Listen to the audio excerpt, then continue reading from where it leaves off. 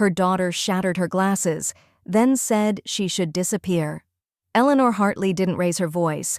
She raised the dead weight of her silence. By nightfall, the trust would be rewritten, the passwords changed, and her caretaker legally erased. She'd spent decades nurturing a child who now plotted her removal. But paper could burn, so she lit the match herself, and when Lindsay tried to cash in her control, the evidence would bankrupt her. All right, before we dive into this crazy story, do me a favor, subscribe and tell us where you're watching from. The lens arced in the morning light, one delicate half of Eleanor's reading glasses spinning midair before it met the pantry door with a dry snap. Plastic frame splintered, one temple clattered to the floor and landed beneath the radiator. Eleanor blinked, the world going fuzzy on one side. She didn't move, didn't speak. Her oatmeal was still warm in front of her, steam curling upward like breath from a body shocked into stillness. "I said," Lindsay hissed, chest heaving, "you don't need glasses. You need to disappear." Across the kitchen island, Ava sat motionless, spoon halfway to her mouth.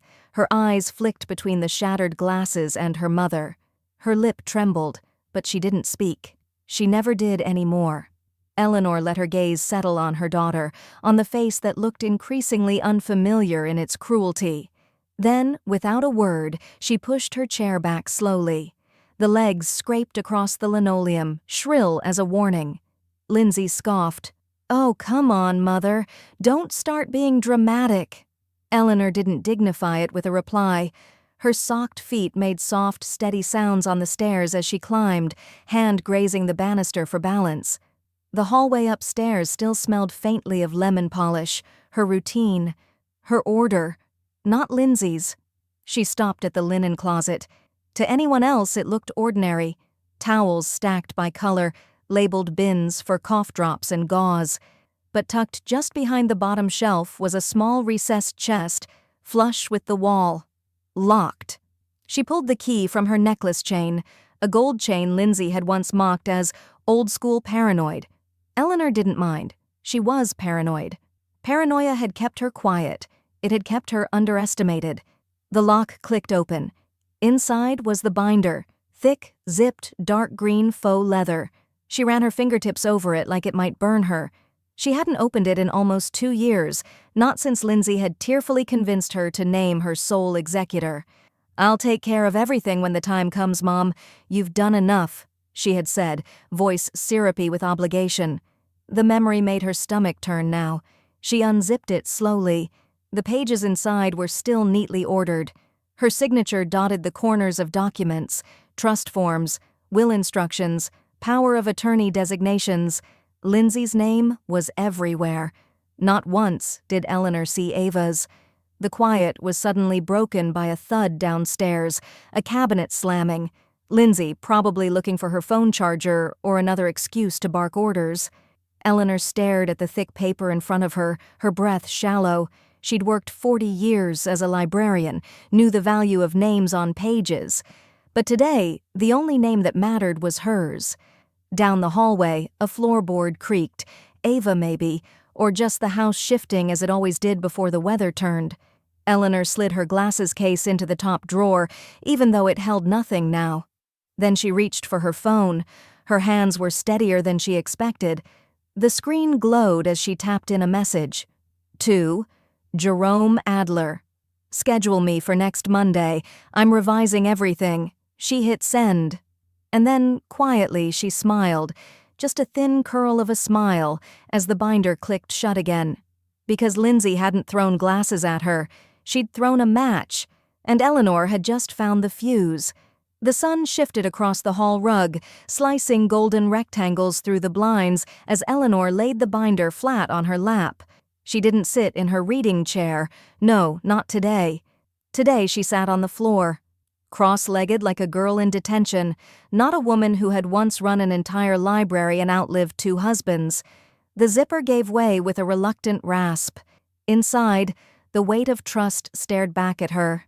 Every page was still in order, tabbed by color, each form exactly where it belonged. Lindsay had always joked, "You're more organized than God." Eleanor had smiled then, but the joke didn't feel funny now. She flipped to the summary page. There it was, in neatly typed black ink. Beneficiary: Lindsay Hartley. Executor: Lindsay Hartley.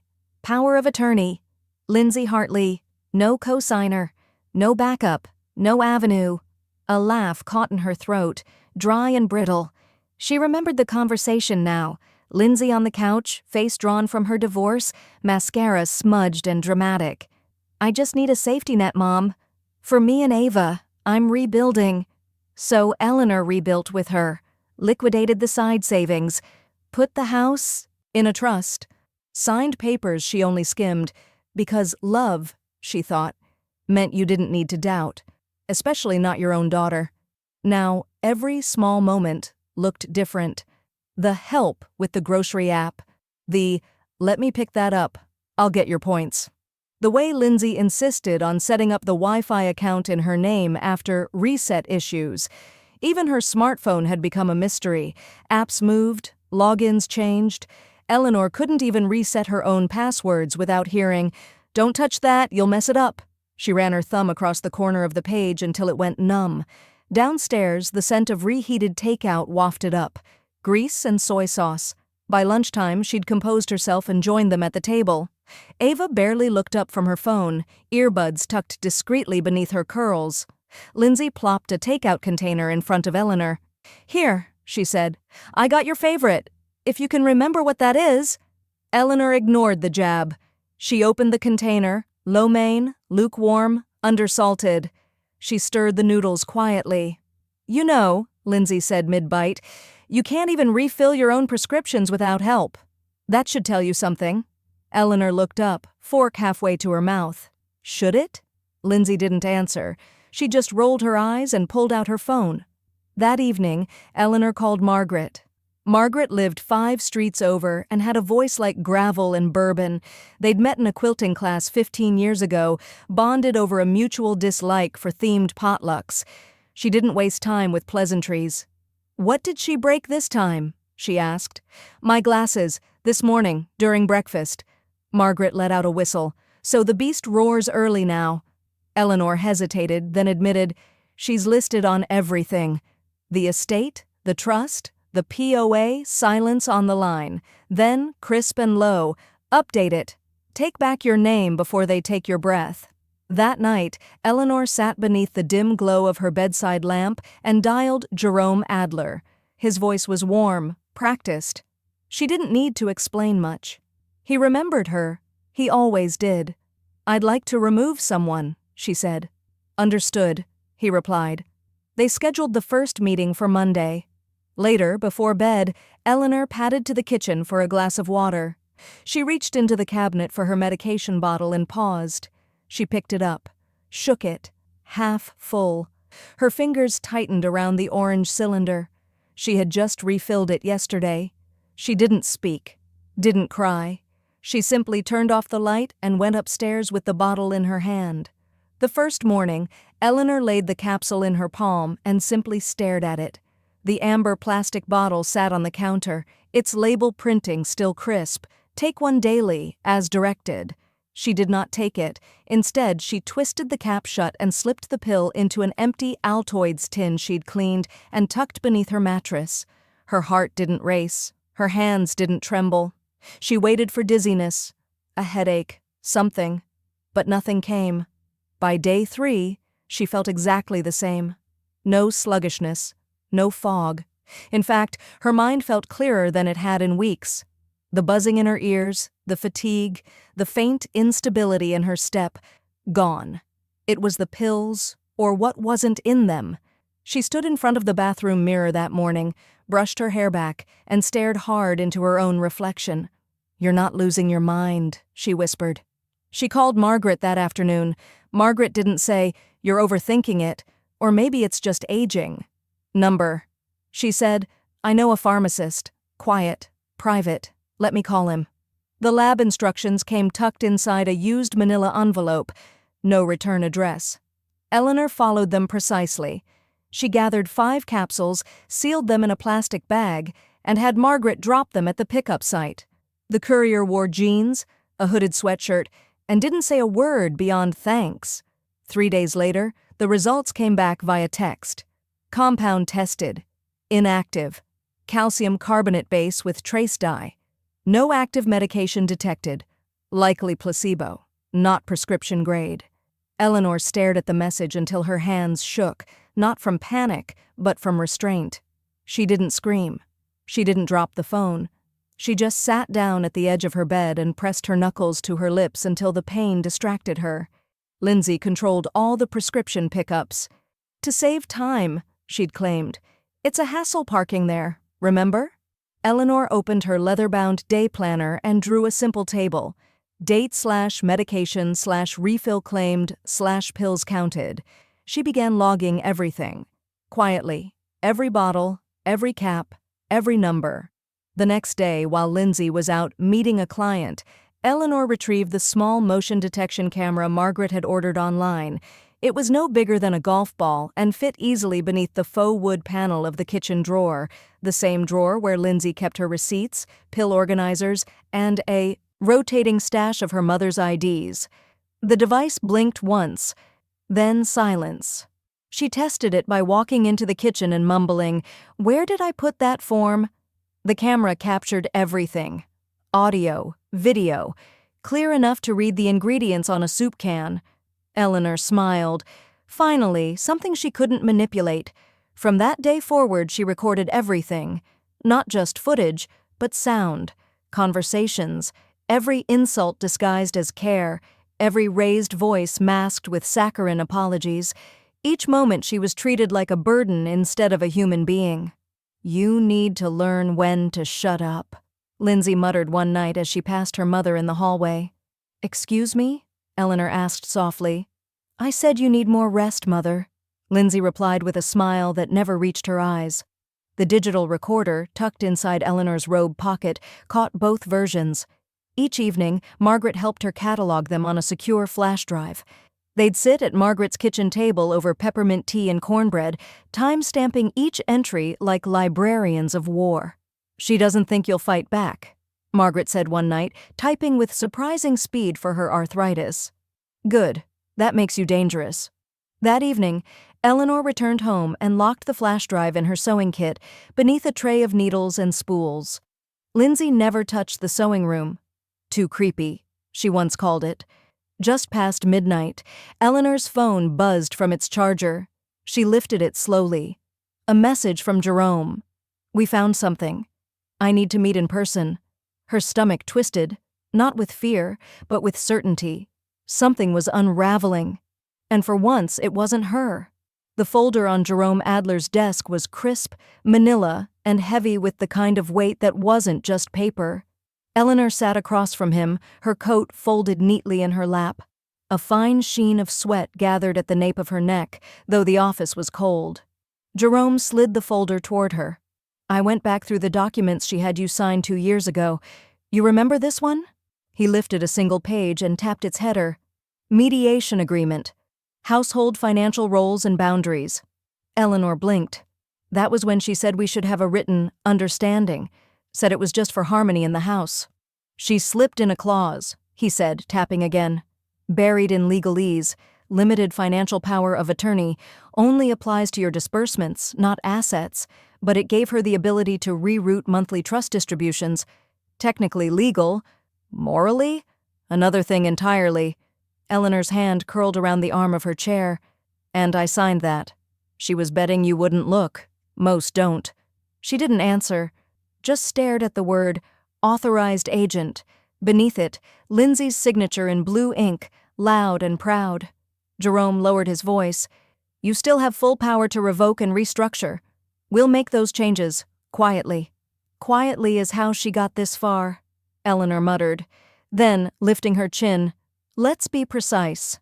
By sunset, she'd opened a new private checking account under the trust's EIN number. Margaret had driven her to the bank, a quiet fortress of beige carpet and fluorescent lighting. The manager, young and respectful, didn't ask many questions once Jerome's name was mentioned. The account balance was modest, but hers, entirely. That night, back home, she stood at the dining table with her calculator, a spiral notebook, and her hand-cranked shredder beside her. She made a list of every purchase Lindsay had justified with a quick, "I'll pay you back." Eleanor circled 3, Bluetooth speaker system, leather sectional emergency home office built in the guest room. She hadn't approved a single one. The next morning, she called her financial advisor, Barry Stern, a man who still used a fax machine and signed his emails, "Warm regards." She requested a full breakdown of the last 24 months. Barry, slow but thorough, emailed back a ledger by mid-afternoon. That's when Eleanor saw it. Furniture purchase, $3,782.94, tagged as home improvement necessity. She stared at the line item. The leather sectional, Ava had once let slip it was custom ordered. Lindsay had claimed it came from a neighbor selling it cheap. Jerome's voice over the phone was clipped. With intentional misrepresentation and medical manipulation, this pattern crosses into what we can prove as elder abuse. Eleanor didn't speak for a long moment. Her fingers tightened on the receiver. "I want her off everything," she said finally, "down to the emergency contact forms. If a hospital asks who to call, they better not dial her. I'll start drafting the revocation forms today." The next day, Eleanor opened her purse to grab a pen during her crossword hour. Her fingers brushed a thick trifold brochure tucked inside. Glossy, unfamiliar. She pulled it out slowly. Whisper Pines Assisted Living, where dignity meets comfort. And beneath it, in tiny handwritten ink at the bottom, corner, eval complete, insurance verified. LH. Eleanor didn't move, didn't blink. She just stared at the line like it had been carved into stone. She wasn't imagining it. She wasn't exaggerating. Lindsay hadn't just taken her power, she was already planning her removal. The receptionist's smile didn't reach her eyes. It was the kind of expression trained into place, brittle at the edges. "Right this way, Mrs. Hartley," she chirped, clipboard in hand. "We have your suite marked as a corner unit. Lots of natural light." Eleanor followed without speaking, her hands folded neatly over her purse. The building smelled like antiseptic and potpourri, a war between hygiene and fake comfort. Somewhere, someone coughed behind a closed door. Down the hall, piano music played, hollow and off-key. She hadn't made this appointment, but Lindsay had. She'd called the number from the Whisper Pines brochure, feigned confusion, and asked to confirm an evaluation appointment listed under her name. They hadn't questioned her. Why would they? The ID number matched. The insurance was verified. Lindsay had made the booking 3 weeks ago and listed herself as primary caregiver and emergency contact. Eleanor stopped beside a faux oak bench with floral cushions. The nurse tour guide turned. "Would you like to see the common room?" Eleanor smiled. "No, thank you. I've seen enough." She left the building before they could ask why she wasn't staying for coffee and community conversation. Her shoes tapped sharply against the concrete as she crossed the parking lot, the winter sun casting her shadow longer than she felt. Back home, Eleanor climbed the stairs 2 at a time. Her heart pounded, not from fear, but from clarity. She went directly to her room and pulled the new estate packet from the bottom of her sock drawer. She laid out the documents on her bedspread, clean, fresh pages. This time, her name had meaning again. She listed Margaret Jameson as her executor. She added Ava Hartley as a secondary beneficiary, with one explicit condition: only if her mother has no guardianship or claim of custody. Then, carefully, deliberately, she wrote a new clause at the bottom of the trust summary. If ever placed in assisted living, facility choice must be self-directed and approved in writing with witness signature. Jerome would review it Monday. Until then, she slept with the draft tucked under her pillow. That Friday, Eleanor heard laughter from downstairs. Loud, artificial. Lindsay's voice floated up the stairwell. "Wine's on the table." "No judgment tonight, ladies." Eleanor opened her door an inch. Flickering lights, loud pop music, and a plume of perfume filled the air. She counted 4 heels clacking on tile. Laughter again. She heard Lindsay say, "Soon this'll be my house legally. Then we're tearing out that carpet. It smells like 1945 in here." Another woman giggled. "What's the holdup? Your mom still breathing?" "Oh, she's alive," Lindsay sang. "Just inconveniently." Eleanor's fingers tightened around the doorframe. Her eyes burned, but not with tears, with fury. That night, after the laughter died and footsteps staggered to the guest rooms, Eleanor went to the fireplace in the den. She hadn't used it in years. It took her 3 tries to light the match, but when the flames caught, they danced like they knew the weight of what was coming. She walked upstairs, unlocked her linen closet, and pulled out the old binder, the one that had given Lindsay everything. It felt heavier now, as if filled with betrayal instead of documents. She brought it to the hearth, flipped it open one last time, and stared down at the signature pages, her handprint in every corner. Trust. Delegated. Weaponized. She tossed the binder into the fire. The pages curled fast, flames licking along the zippered spine. The plastic edges popped, the ink warped and withered into smoke. "Lindsay!" she called out. Footsteps pounded down the stairs. Her daughter appeared in the doorway, mascara smudged, wineglass still in hand. Eleanor didn't flinch. "You want to watch something burn?" she said, turning fully toward her. "Start with your expectations." Lindsay's mouth opened, but nothing came out. The fire hissed louder. A corner of the POA letter blackened into ash. Eleanor folded her hands behind her back. "I hope," she said calmly, "you saved more than my name." By morning, Eleanor sat at her desk with her hands resting lightly on the keyboard, the encrypted flash drive blinking softly in the USB port. Outside her window, crows circled over the bare maple trees. Inside, her new estate plan, clean, revised, surgically severed from Lindsay, uploaded in full to Jerome's secure server. She didn't need paper anymore. As a librarian, Eleanor had lived her life by the permanence of ink, but now she knew better. Paper could burn, but proof could be backed up, replicated, time-stamped, locked behind layers of passcodes Lindsay couldn't guess in 100 years. Click, send. The drive ejected with a soft mechanical sigh. She placed it inside the hollowed-out hardback copy of The Art of War, slid it back onto her shelf between Little Women and the Federalist Papers, and locked her office. She had more to protect. That same afternoon, she installed a digital keypad lock on her bedroom door. Margaret had delivered it in a brown bag, no label, paid in cash. "No more midnight strolls into your room for borrowed jewelry," she'd muttered. The screws sank into the frame with a satisfying crack. That night, Eleanor tucked her phone beside her pillow. Recording app open. Screen dimmed. She had lost too much in silence. The audio caught everything. Lindsay in the hallway, stomping past Eleanor's room, muttering, "Old bat's been weird since the bonfire."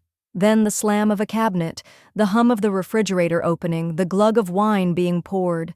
By the end of the week, Eleanor had 5 hours of audio, and Lindsay hadn't even raised her voice yet. Ava had been quiet lately, quieter than usual. Eleanor noticed the signs. The smudged mascara wiped away before dinner, the way Ava hesitated before opening college emails on her phone, and the new tremor in her voice whenever applications came up. One Thursday evening, Eleanor found her in the upstairs bathroom, the door cracked just slightly. Ava sat on the edge of the tub, knees tucked up, phone resting in her palm. Eleanor knocked gently. "Honey?" Ava didn't answer. She blinked fast, wiped her eyes. "It was Stanford," she finally whispered. "They said no." Eleanor's heart clenched, but she didn't go inside. She knew the difference between comfort and intrusion. "I'm sorry," she said. "You deserved better." Later that night, in the safety of her locked room, Eleanor revised the trust again. She added Ava as a conditional beneficiary, but only if Lindsay had no guardianship or financial control, no bloodline override, no default inheritance. Then she opened a new browser tab. Stanford University, Office of Financial Aid. She clicked Donate. Ava's full name, GPA, zip code, and application ID went into the notes field of a $25,000 anonymous donation. "To support one underrepresented female applicant," Eleanor typed. "Criteria, potential, not connections." She clicked Submit. She didn't smile yet, but the next morning, Ava screamed. Eleanor ran down the hall, flinging open the door. Ava stood in front of her laptop, both hands over her mouth. "Waitlisted again?" Eleanor asked gently. Ava turned, eyes wide and wet. No, accepted, and with scholarship consideration, they said someone donated in my name. Eleanor faked surprise like she'd practiced it for the stage. Well, sweetheart, she said, placing a hand over her heart, looks like someone finally saw what I've always seen. Ava launched herself forward and hugged her. Tight. Fierce. Eleanor closed her eyes. That night, Lindsay cornered her in the kitchen. Her breath smelled like Pinot and rage. Where'd you get money for that? She snapped. You've got no income except what I... She stopped herself, but Eleanor caught the slip. Eleanor dried her hands with slow precision. I'm full of surprises, she said calmly. You should pace yourself. It happened at exactly 9:42 a.m. The charge denial pinged Eleanor's phone before the bank even called. $812.97. Declined. Retail purchase. Attempted vendor.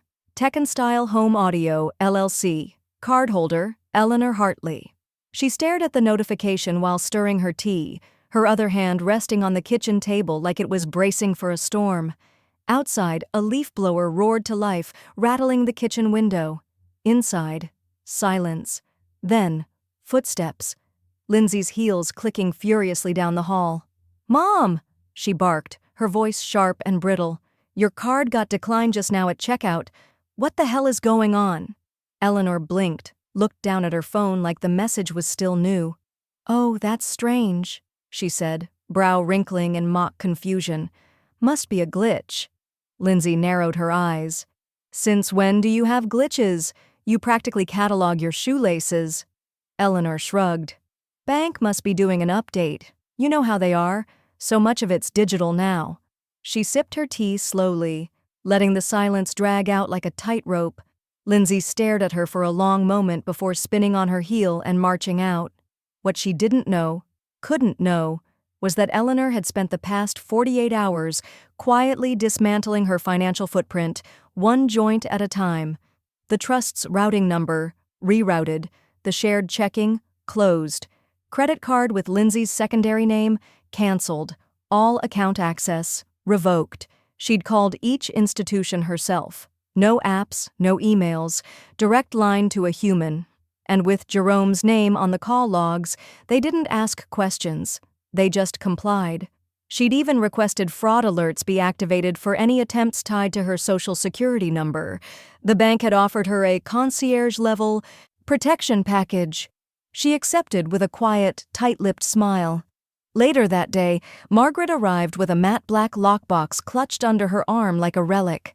Fireproof, tamper-proof, holds enough evidence to make her sweat.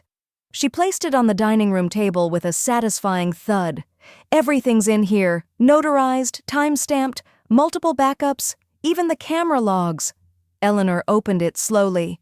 Inside, the revised estate plan, a fresh durable power of attorney form, updated medical directives, a new HIPAA authorization, Ava listed, Lindsay removed password inventory, printed and encrypted audio logs from the hallway recorder, clearly labeled, each piece felt like a reclaimed breath. That night, Eleanor changed every password she had, banking, healthcare portals, even the thermostat. She used obscure phrases Lindsay would never guess. Chapter 32. Ironwood. No more caretakers. Circles break. Eventually, she scrolled through her accounts with clinical precision, deleting Lindsay's name from every emergency contact, shared authorization, and convenience login. When she reached the healthcare portal, she paused. It listed Lindsay as the primary family contact. She clicked remove, then typed in Ava's name instead. She slept better that night than she had in years. By the end of the week, Jerome had sent her the first draft of the new durable power of attorney, full authority transferred, Lindsay excluded permanently. Eleanor read every line out loud to herself before signing. No more lines buried in mediation forms, no more ink signed in faith. Every clause now carried intention, clarity, and teeth.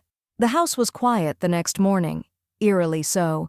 Even Lindsay had gone silent, no passive-aggressive humming, no loud phone calls on speaker, just the ticking of the kitchen clock and the low buzz of the refrigerator. Then the doorbell rang. Eleanor opened the door to find a courier holding a slim white envelope. He didn't make eye contact, just handed her a clipboard to sign, then walked back to his car without a word. Inside, the envelope was marked, "Legal Notice. Early Caregiver Claim. Subject, Lindsay Hartley." She unfolded the letter with shaking hands. It was a formal inquiry. Lindsay had filed for early caregiver compensation access, citing unpaid domestic assistance and claiming she was owed restitution under the Family Caregiver Fairness Act. Eleanor stared at the signature line, Lindsay's name, bold and confident. She wasn't trying to just inherit anymore. She was trying to invoice her. The first time Eleanor read the word caregiver in the claim letter, she laughed, not a chuckle, a sharp, brittle sound that bounced off the dining room walls like glass being tapped too hard. Caregiver, as if wiping down the kitchen counter once a week with a wine-dampened rag counted, as if snapping "take your pills" across the living room was compassion, as if years of manipulation, humiliation, and gaslighting could be neatly repackaged as domestic assistance. She slipped the letter into a manila folder labeled LIE number 4 and called Jerome. "She's filed under caregiver law?" Eleanor asked. "She's citing ongoing unpaid labor and mental burden due to oversight of your household," Jerome confirmed. "She claims you're deteriorating and have become hostile to support." Eleanor didn't speak for several seconds. When she did, her voice was cold steel. "I want it shut down." Jerome didn't hesitate. "We'll respond formally. Evidence, affidavits, witness statements. Let her try to back up that fantasy in court." By nightfall, Eleanor had pulled together her arsenal. Margaret arrived with her laptop and a portable scanner. They worked in silence at the kitchen table, the clock ticking like a courtroom gavel above them. Outside, the wind howled through the gutters. Inside, they sifted through hell, verbal abuse recordings, pharmacy discrepancies, the video footage of Lindsay ripping open a delivery addressed to Eleanor and tossing it, unopened, into the trash.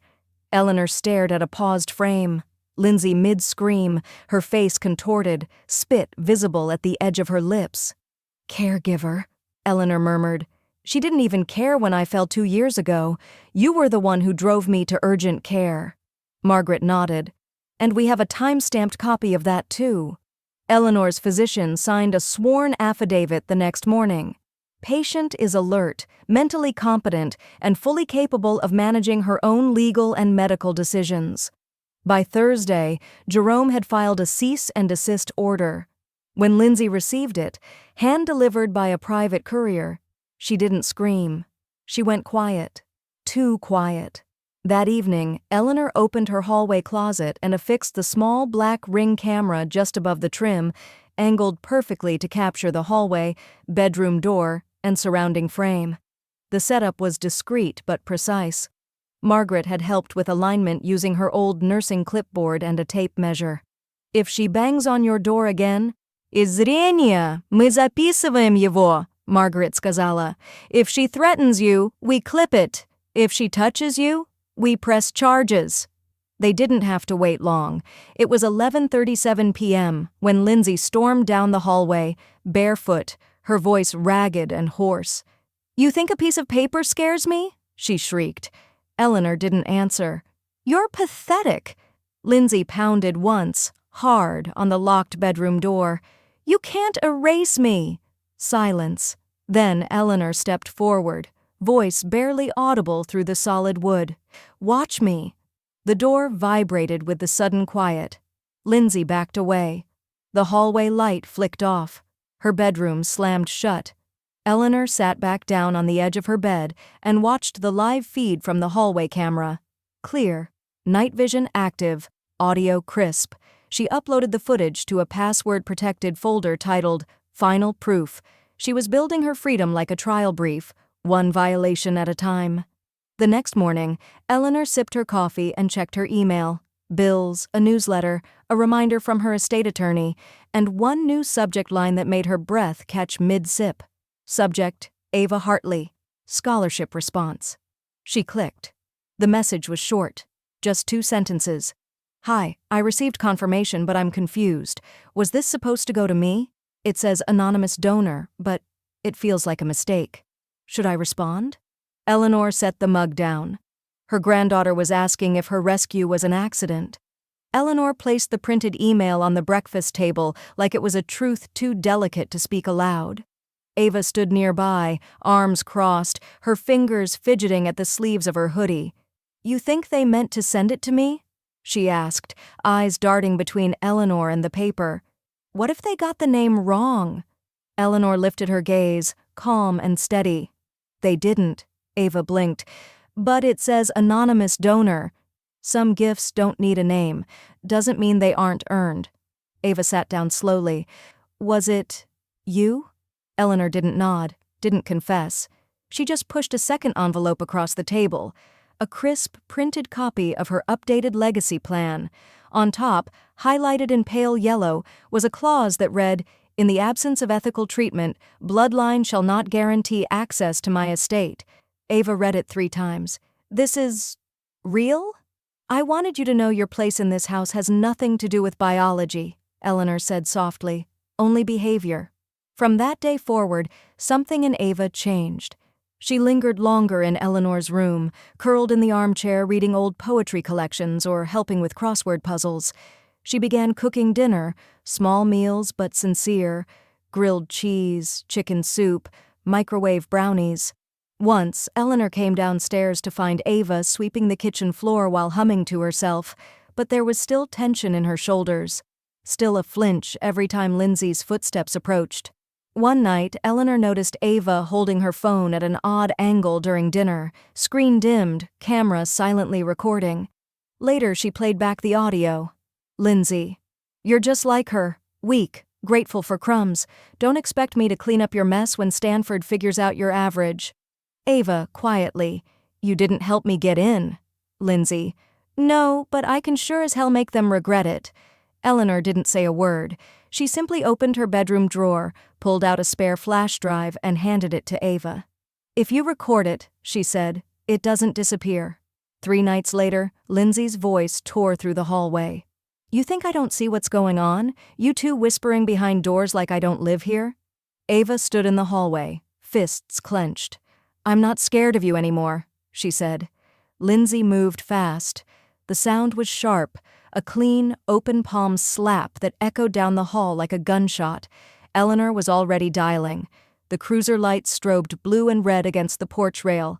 Lindsay's wrists were cuffed, her jaw clenched in fury, but she didn't say a word as they led her down the front steps. Eleanor stood behind the screen door, Ava beside her, one cheek red and swelling. "You okay?"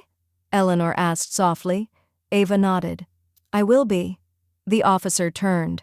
"Temporary protective orders in motion. She won't be back here tonight." Ava turned and wrapped her arms around Eleanor's waist. That night, Eleanor stood in the hallway, her cane in one hand, a manila envelope in the other. She slid it across the front desk of the precinct with a calm that unnerved the officer accepting it. Inside, the voice recordings, photos of the bruising, medical notes from her doctor, and the financial manipulation logs.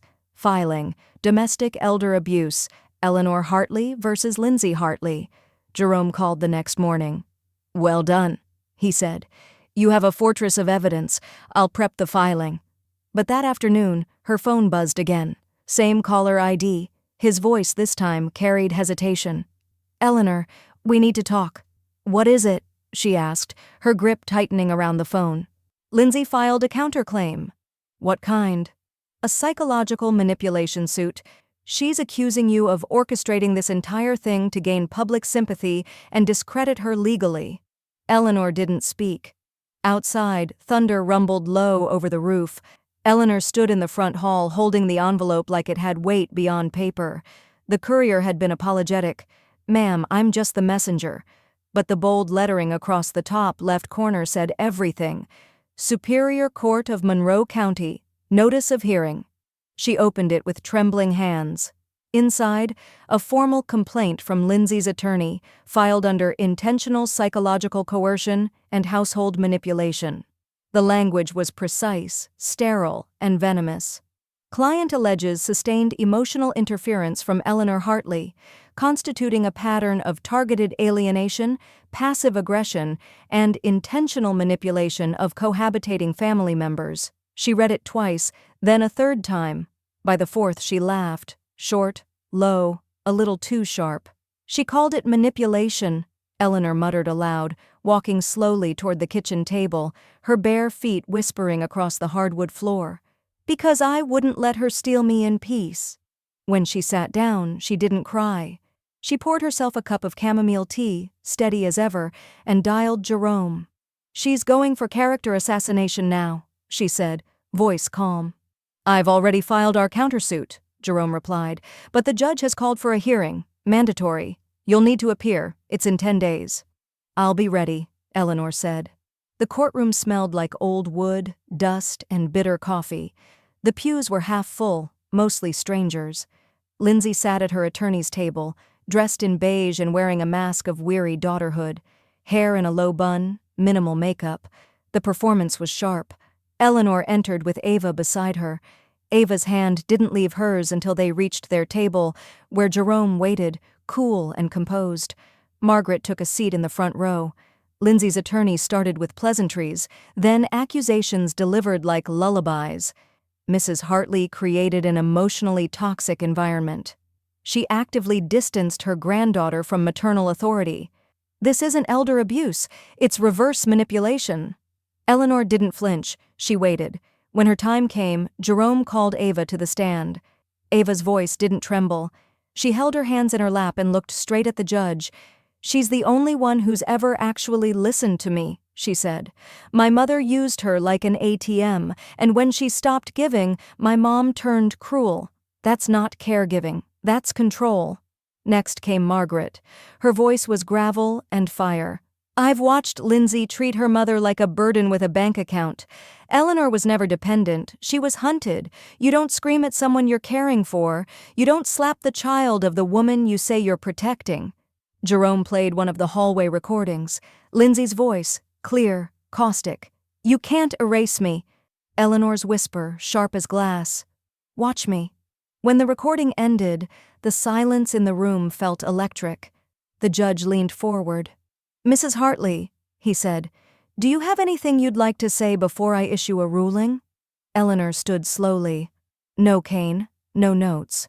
She looked directly at Lindsay. You accused me of manipulating you, she said, voice even. I didn't. I just stopped protecting you from the truth. She turned to the judge. I'm not frail. I'm not senile. I'm tired, but not of thinking. I'm tired of pretending that being your mother means I have to survive you. The judge nodded once, then twice. His gavel landed like thunder. Lindsay was fined for harassment and evicted under civil enforcement within the hour. Jerome submitted the updated estate clause immediately afterward. Reinstatement of any removed party is permanently barred regardless of familial ties. Eleanor signed it with a pen that didn't shake. Later that night, she sat by the window, hands wrapped around her teacup, steam brushing her face like breath from a long-forgotten warmth. Ava sat nearby, sketching quietly on the edge of a notepad. Outside, taillights streaked red down the street as Lindsay's car roared away, tires squealing. Eleanor didn't rise to watch her go. She simply turned her face toward the drawn curtains and whispered, "Finally." She stood to refill the kettle when she noticed something. An envelope. White. Unmarked. It had been slipped beneath the front door while they sat in silence. She bent to pick it up, fingers cautious, pulse rising. Inside was a photograph, faded, matte, slightly curled at the corners. It was her and Lindsay. Ava's 5th birthday, balloons in the background, cake on Eleanor's cheek. Lindsay, mid-laugh, arms wrapped around her daughter like it still meant something. No note, just the past, delivered like a ghost. The ink had faded at the edges, a grainy summer glow wrapped around the moment. Ava.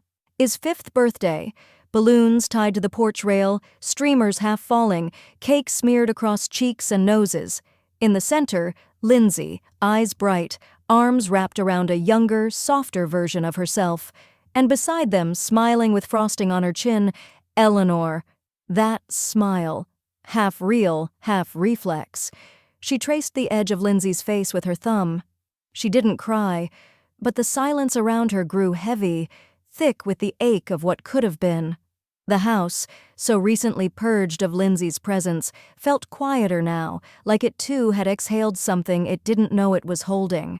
She placed the photo face down on the table, walked to her writing desk, and pulled out a piece of her favorite ivory stationery. Lindsay, I loved you long after you stopped being kind. I forgave you for things you never even admitted to.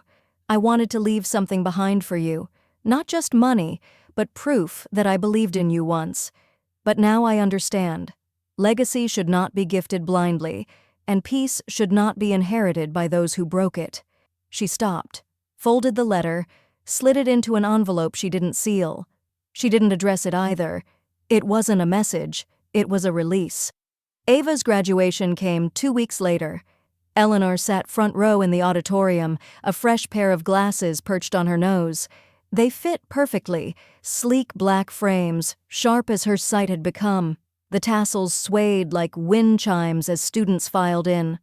Ava walked across the stage like she had a purpose stitched into her steps.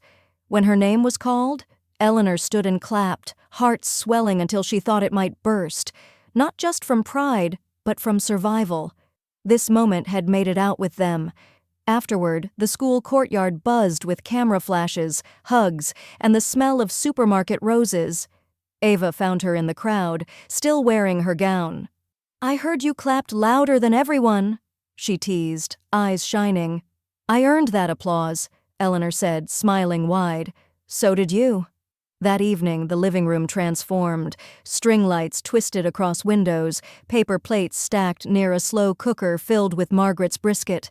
No speeches, no candles, no wine-fueled drama. Just chosen family. Margaret brought her godson. Eleanor invited the retired mailman who'd helped her hide her trust documents during the early days. Ava invited her best friend, who brought 2 moms and a tray of gluten-free cookies. Laughter echoed. Something inside Eleanor softened. She excused herself briefly and climbed the stairs to her office.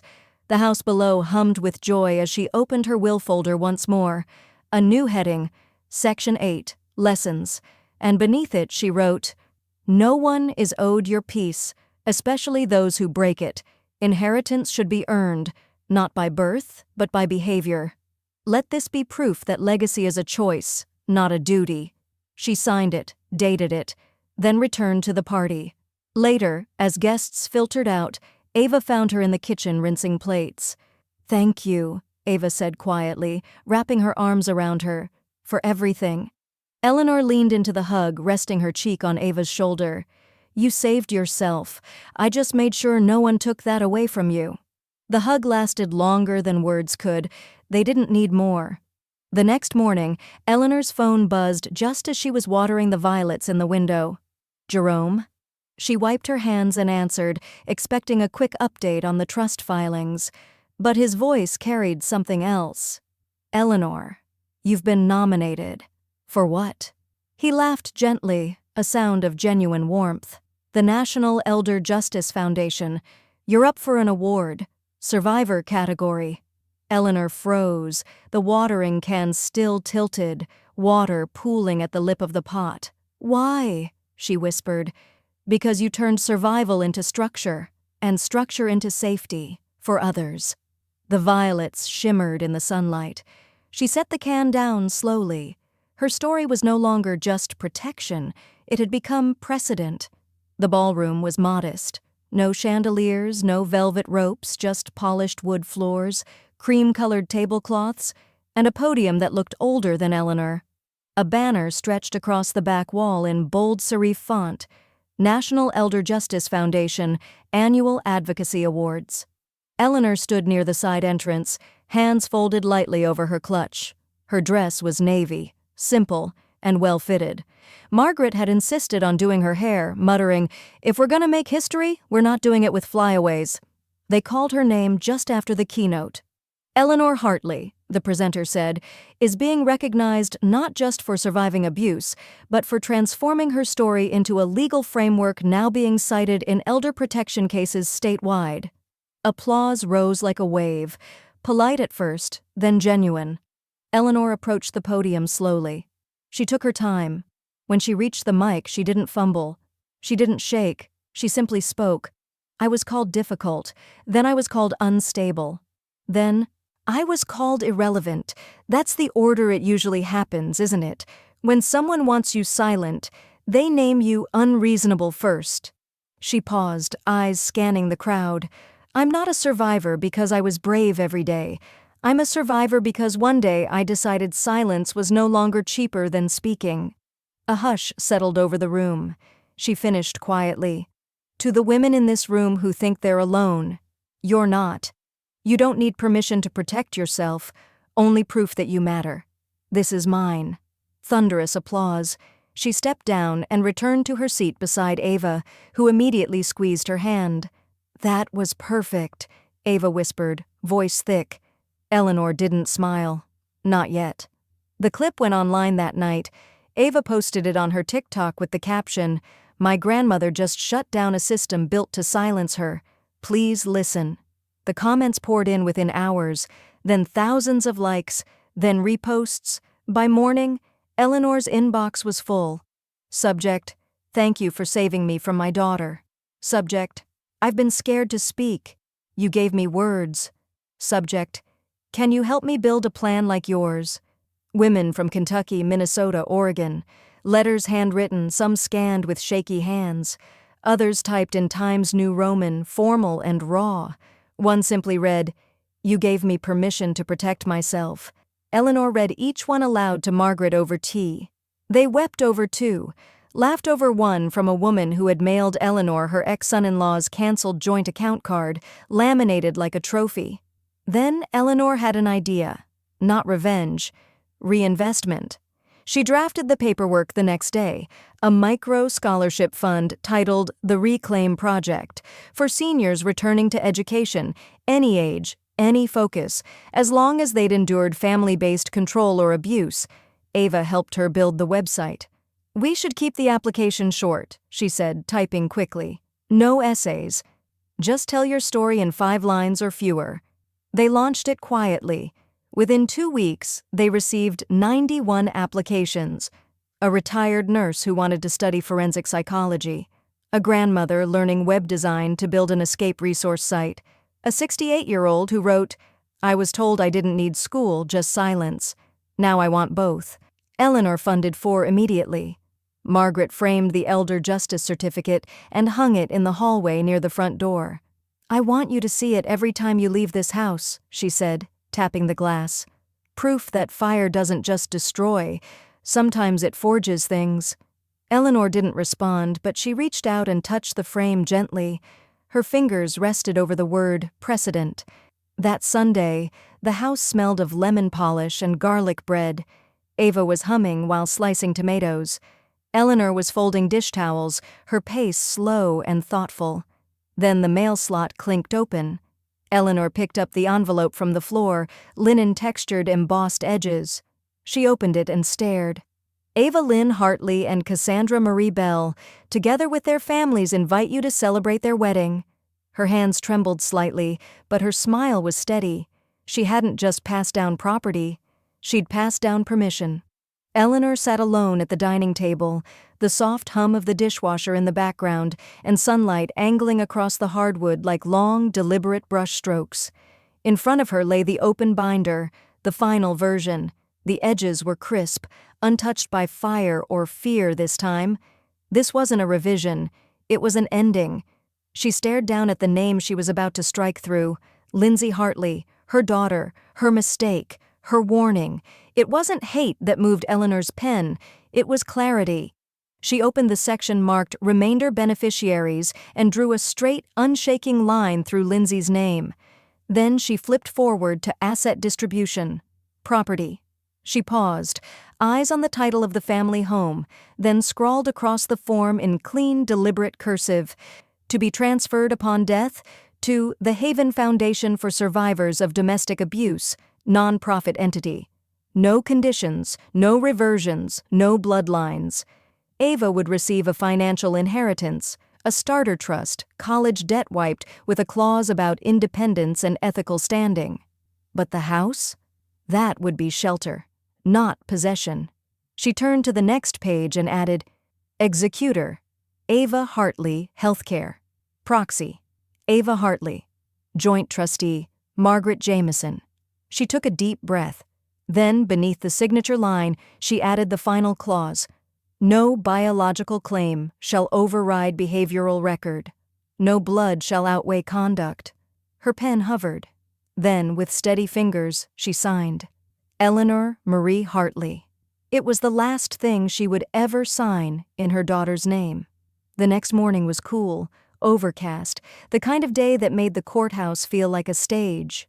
Eleanor walked up the marble steps in her gray wool coat, binder tucked tightly beneath her arm. Ava offered to come, but Eleanor had shaken her head. This one's his 5th birthday. Balloons tied to the porch rail, streamers half falling, cake smeared across cheeks and noses. In the center, Lindsay, eyes bright, arms wrapped around a younger, softer version of herself. And beside them, smiling with frosting on her chin, Eleanor. That smile, half real, half reflex. She traced the edge of Lindsay's face with her thumb. She didn't cry, but the silence around her grew heavy, thick with the ache of what could have been. The house, so recently purged of Lindsay's presence, felt quieter now, like it too had exhaled something it didn't know it was holding. She placed the photo face down on the table, walked to her writing desk, and pulled out a piece of her favorite ivory stationery. Lindsay, I loved you long after you stopped being kind. I forgave you for things you never even admitted to. I wanted to leave something behind for you. Not just money, but proof that I believed in you once. But now I understand. Legacy should not be gifted blindly, and peace should not be inherited by those who broke it. She stopped, folded the letter, slid it into an envelope she didn't seal. She didn't address it either. It wasn't a message, it was a release. Ava's graduation came 2 weeks later. Eleanor sat front row in the auditorium, a fresh pair of glasses perched on her nose. They fit perfectly, sleek black frames, sharp as her sight had become. The tassels swayed like wind chimes as students filed in. Ava walked across the stage like she had a purpose stitched into her steps. When her name was called, Eleanor stood and clapped, heart swelling until she thought it might burst, not just from pride, but from survival. This moment had made it out with them. Afterward, the school courtyard buzzed with camera flashes, hugs, and the smell of supermarket roses. Ava found her in the crowd, still wearing her gown. I heard you clapped louder than everyone, she teased, eyes shining. I earned that applause, Eleanor said, smiling wide. So did you. That evening, the living room transformed. String lights twisted across windows, paper plates stacked near a slow cooker filled with Margaret's brisket. No speeches, no candles, no wine-fueled drama. Just chosen family. Margaret brought her godson. Eleanor invited the retired mailman who'd helped her hide her trust documents during the early days. Ava invited her best friend, who brought 2 moms and a tray of gluten-free cookies. Laughter echoed. Something inside Eleanor softened. She excused herself briefly and climbed the stairs to her office. The house below hummed with joy as she opened her will folder once more. A new heading, Section 8, Lessons, and beneath it she wrote, No one is owed your peace, especially those who break it. Inheritance should be earned, not by birth, but by behavior. Let this be proof that legacy is a choice, not a duty. She signed it, dated it, then returned to the party. Later, as guests filtered out, Ava found her in the kitchen rinsing plates. Thank you, Ava said quietly, wrapping her arms around her, for everything. Eleanor leaned into the hug, resting her cheek on Ava's shoulder. You saved yourself. I just made sure no one took that away from you. The hug lasted longer than words could. They didn't need more. The next morning, Eleanor's phone buzzed just as she was watering the violets in the window. Jerome? She wiped her hands and answered, expecting a quick update on the trust filings. But his voice carried something else. Eleanor, you've been nominated. For what? He laughed gently, a sound of genuine warmth. The National Elder Justice Foundation. You're up for an award. Survivor category. Eleanor froze, the watering can still tilted, water pooling at the lip of the pot. Why? She whispered.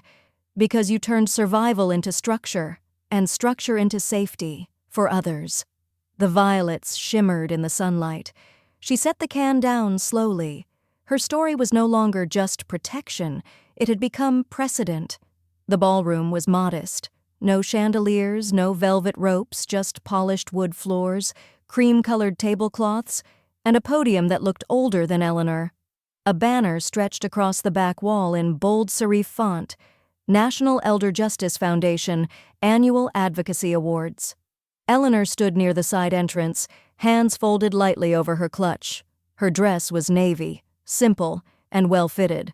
Margaret had insisted on doing her hair, muttering, "If we're gonna make history, we're not doing it with flyaways."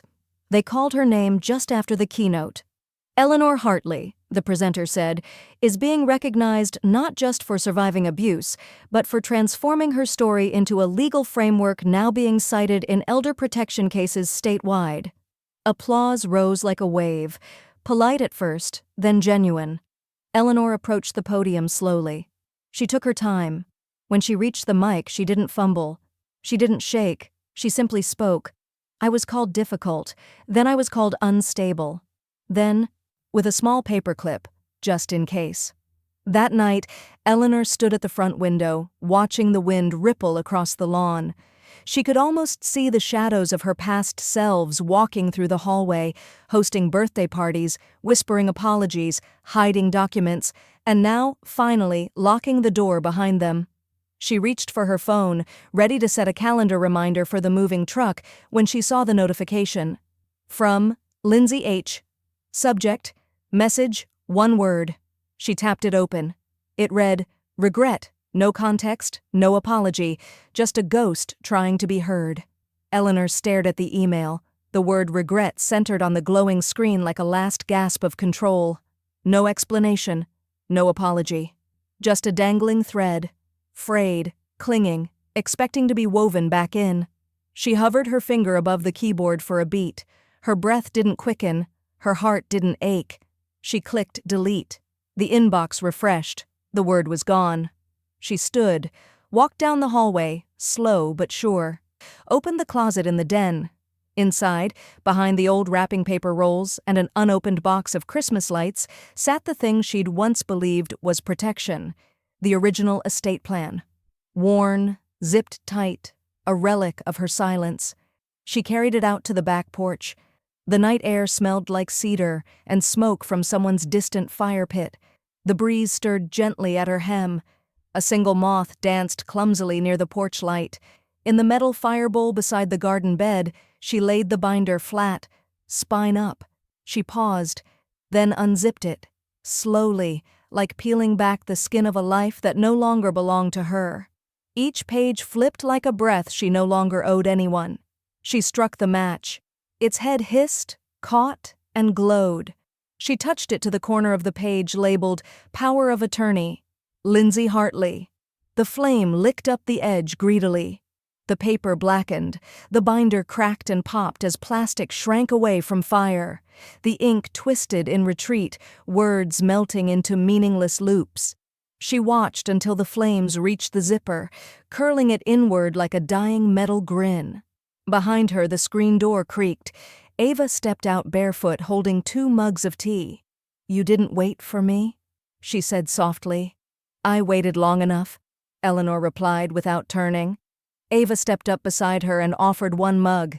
Steam rose between them, the smell of chamomile and cinnamon blending with the sweet sting of burning paper. Eleanor finally spoke again, voice even, low. She wanted a house. Ava looked at her. "I kept my name." They stood in silence as the last of the binder's spine sagged into glowing red ash. "I'll sweep it in the morning," Eleanor said. Ava nodded. "I'll help." They walked back into the house, closing the screen door behind them. The porch dimmed, shadows pulling in around the fire bowl as the wind stirred the embers. Inside, laughter rose from the kitchen, Margaret and Cass arguing over who used the last of the lemon bars. Eleanor smiled. "Tell them to save me one," Ava grinned. "Only if you promise not to lawyer your way into the fridge later." They turned the corner into the living room. On the bookshelf above Eleanor's writing desk, a new binder sat proudly. Cream-colored, leather-bound, embossed along the spine in deep indigo ink, "No one inherits me." It didn't look like a will. It looked like a boundary. A covenant between a woman and the world that once tried to reduce her to a dependent footnote. Eleanor paused by the bookshelf, ran a hand along the cover's edge. She didn't need to reread it. She knew every word by heart. She reached for the light switch, ready to dim the room, when the flames outside hissed one last time. A soft pop, one page curling higher before it dropped. She glanced once over her shoulder through the glass door. No ghosts in the yard, no figures in the shadows, just ash where a name used to hold weight. She smiled and closed the curtains.